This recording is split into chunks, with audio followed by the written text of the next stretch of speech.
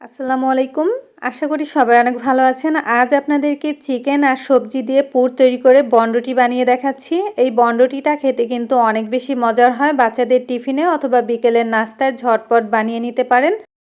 1 cup নিয়ে নিচ্ছি ময়দা, হাফ চা চামচ লবণ, 1 চা চামচ ইস্ট আর লবণটা ময়দার সাথে খুব ভালো মতো মিশিয়ে নিচ্ছি। আপনারা চাইলে আটা দিয়েও করতে পারবেন, তবে ময়দা দিয়ে করলে খেতে ভালো লাগে।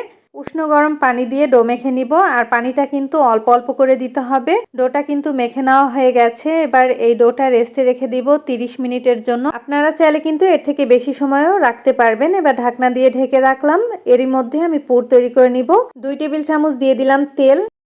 তেলটা যখন হালকা গরম হয়ে গেছে তখন দিয়ে দিচ্ছি পেঁয়াজ কুচি। এখানে 2টা পেঁয়াজ কুচি করে কেটে নিয়েছি। 1 টেবিল চামচ দিয়ে দিলাম কাঁচামরিচ কুচি। কাঁচামরিচটা পেঁয়াজের সাথে একটু ভেজে নিব।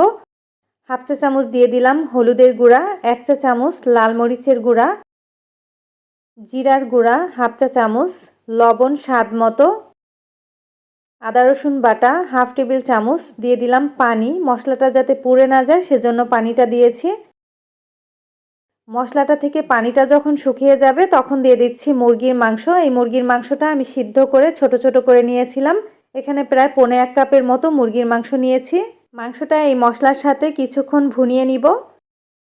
মাংসটা যখন ভুনানো হয়ে যাবে তখন এর মধ্যে আমি দিয়ে দিচ্ছি আলু হাফ কাপ পরিমাণ, বরবটি দিয়ে দিলাম 1.25 কাপের মতো।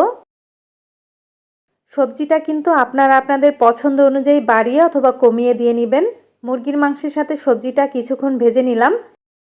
এরপরে সবজি সিদ্ধ হওয়ার জন্য দিয়ে দিচ্ছি পানি। পানিটা এমনভাবে দিতে হবে যাতে করে সবজিটা সিদ্ধ হয়ে যায় আর পানিটাও শুকিয়ে যায়। কিছুক্ষণ জাল দিয়ে পানিটা পুরোপুরি শুকিয়ে নিব। পানিটা কিন্তু প্রায় শুকিয়ে গিয়েছে আর আলু বরবটি কিন্তু সিদ্ধ হয়ে গেছে।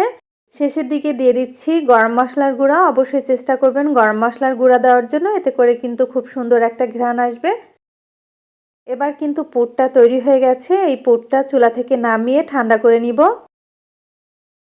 ঢাকনাটা তুলে নিচ্ছি আর এই ময়দার ডোটা আর একটু ভালো মতো মেখে নিব।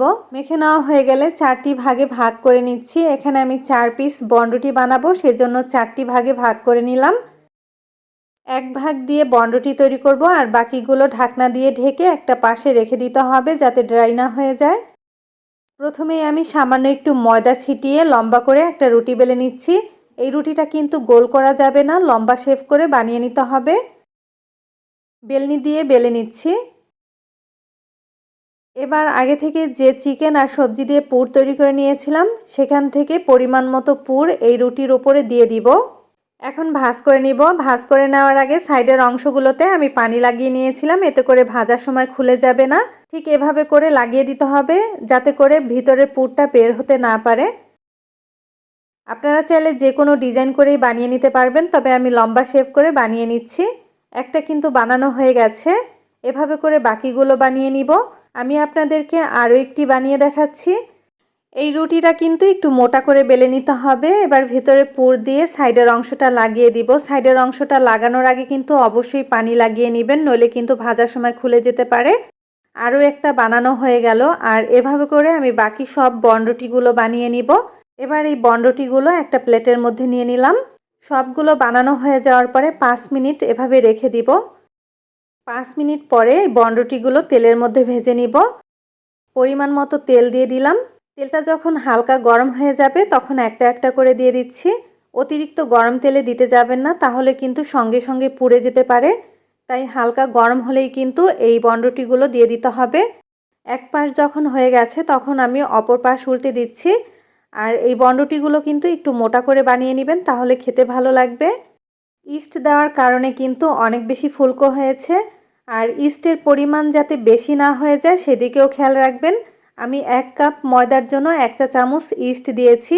ইস্টের কোয়ালিটি যদি ভালো হয় তাহলে কিন্তু বনরুটিটা খেতেও ভালো লাগবে। তাই অবশ্যই চেষ্টা করবেন ভালো কোয়ালিটির ইস্ট দিয়ে এই বনরুটিটা বানানোর জন্য। এখন কিন্তু সবগুলো ভাজা হয়ে গেছে, কালারটাও কিন্তু চেঞ্জ হয়ে গেছে। এর থেকে বেশি ভাজবো না। এর থেকে বেশি ভাজলে কিন্তু উপরের অংশটা অনেক বেশি ড্রাই হয়ে যাবে আর খেতেও ভালো লাগবে না। এখন তেল থেকে সবগুলো বনরুটি তুলে নিচ্ছি। তেলটা খুব ভালো মতো ঝরিয়ে এরপরে তুলে নিব। এই বনরুটিটা বানানো কিন্তু খুবই সহজ। বাচ্চাদের টিফিনে অথবা বিকেলের নাস্তায় ঝটপট বানিয়ে খেতে পারেন। বাচ্চারা যেহেতু সবজি খেতে চায় না, তাই সবজির সাথে চিকেন দিয়ে পুর তৈরি করে এই বনরুটিটা বানিয়ে বাচ্চাদেরকে দিতে পারেন। আশা করছি আজকের ভিডিও আপনাদের কাছে ভালো লেগেছে। ভালো লাগলে অবশ্যই বাসায় ট্রাই করবেন। আর কেমন হলো আমাকে কমেন্ট করে জানাতে ভুলবেন না। আজ এখানেই বিদায় নিচ্ছি। আল্লাহ হাফেজ।